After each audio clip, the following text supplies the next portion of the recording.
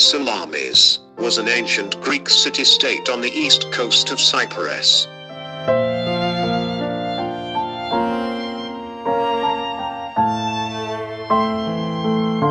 The ruins of this city lie 6 kilometers north of the city of Famagusta. The oldest archaeological findings come from the 11th century BC.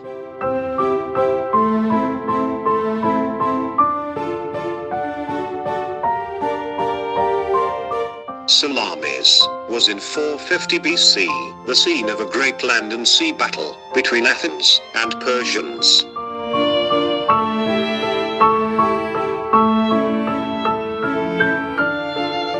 At the beginning of the 4th century, several earthquakes affected the city, and was largely destroyed.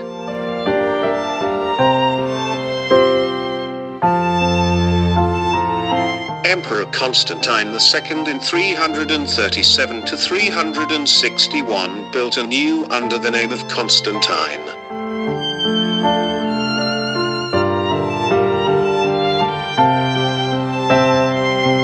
The silting of the port led to the gradual decline of the city. The city was definitely abandoned after the Arab invasion in the 7th century.